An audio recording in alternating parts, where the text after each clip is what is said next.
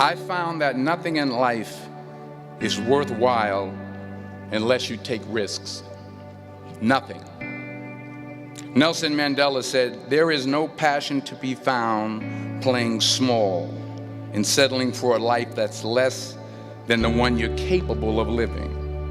Now, I'm sure in your experiences in school and applying to college and picking your major and deciding what you want to do with life, I'm sure people have told you to make sure you have something to fall back on.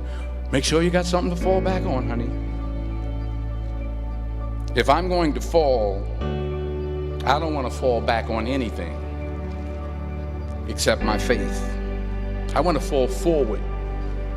I figure at least this way I'll see what I'm going to hit. Fall forward. Don't be afraid to fail. There's an old IQ test, was 9 dots, and you had to draw 5 lines with a pencil within these 9 dots without lifting the pencil. The only way to do it was to go outside the box. So don't be afraid to go outside the box. Don't be afraid to think outside the box. Don't be afraid to fail big, to dream big. But remember, dreams without goals are just dreams. Reggie Jackson struck out 2,600 times in his career, the most in the history of baseball. But you don't hear about the strikeouts. People remember the home runs.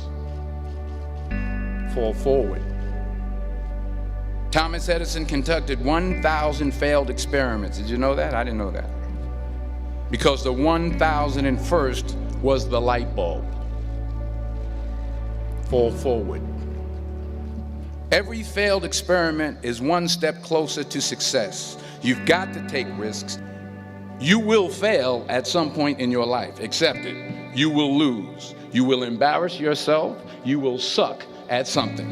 And I know that's probably not a traditional message for a graduation ceremony, but hey, I'm telling you, embrace it, because it's inevitable. And I should know. In the acting business, you fail all the time. Early on in my career, I auditioned for a part in a Broadway musical. Perfect role for me, I thought, except for the fact that I can't sing. I didn't get the job. But here's the thing. I didn't quit. I didn't fall back. I walked out of there to prepare for the next audition, and the next audition, and the next audition. I prayed. I prayed. And I prayed. But I continued to fail and fail and fail. But it didn't matter, because you know what? There's an old saying, you hang around the barbershop long enough, sooner or later you're gonna get a haircut. So you will catch a break, and I did catch a break. Last year, I did a play called Fences on Broadway. But here's the kicker. It was at the Court Theater. It was at the same theater that I failed that first audition 30 years prior. The point is, every graduate here today has the training and the talent to succeed. But do you have the guts to fail? If you don't fail, you're not even trying.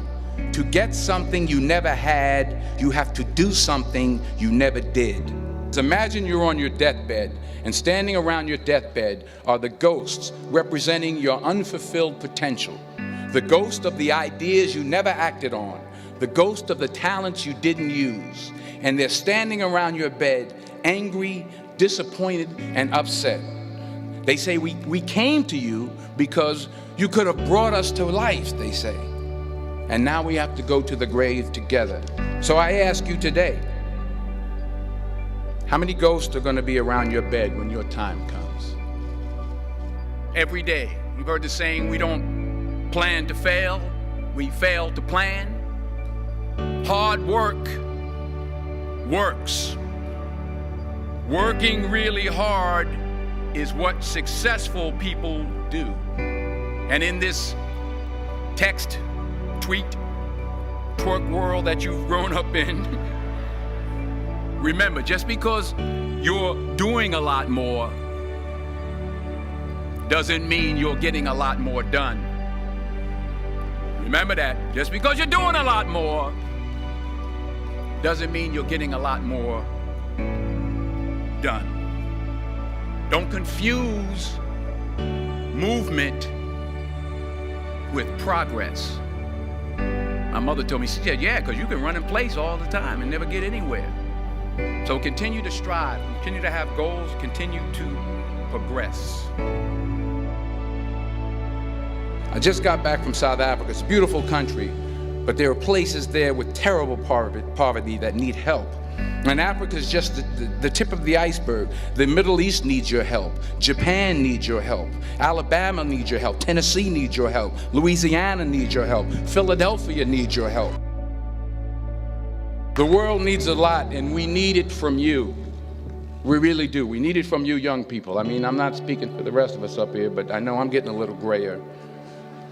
We need it from you, the young people, because remember this. So you got to get out there. You got to give it everything you got, whether it's your time, your talent, your prayers, or your treasure. What are you going to do with what you have? I'm not talking about how much you have. Some of you are business majors. Some of you are theologians, nurses, sociologists. Some of you have money. Some of you have patience. Some of you have kindness. Some of you have love. Some of you have the gift of long suffering. Whatever it is, whatever your gift is, what are you going to do with what you have?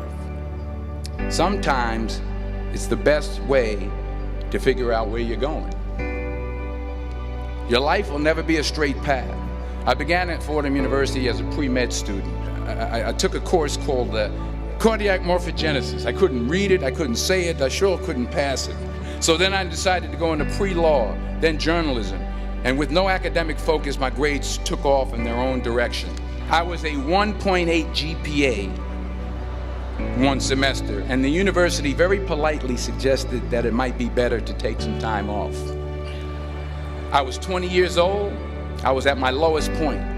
And then one day, and I remember the exact day, March 27th, 1975, I was helping my mother in her beauty shop. My mother owned a beauty shop up in Mount Vernon. And there was this older woman who was considered one of the elders in the town. And I didn't know her personally, but I was looking in the mirror, and every time I looked at the mirror, I could see her behind me, and she was staring at me.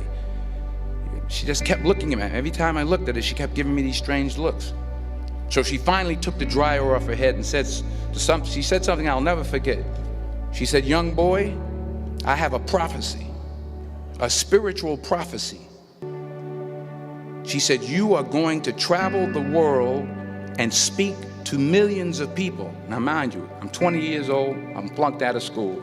In fact, like a wise ass, I'm thinking to myself, maybe she's got something in that crystal ball about me getting back into school next fall. But maybe she was onto something, because later that summer, while working as a counselor at a YMCA camp in Connecticut, we put on a talent show for the campers. And after the show, another counselor came up to me and asked, "Have you ever thought about acting? You're good at that."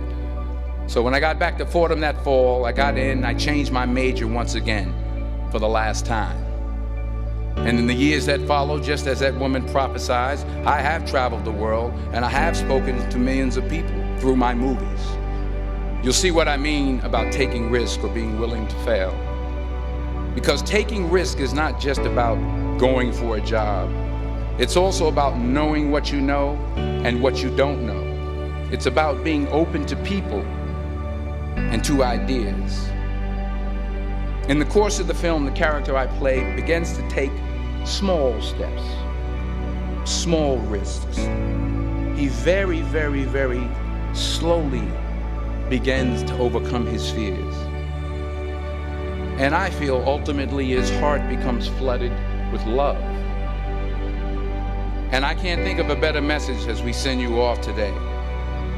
To not only take risks, but to be open to life, to accept new views, and to be open to new opinions. Because the chances you take, the people you meet, the people you love, the faith that you have, that's what's going to define you.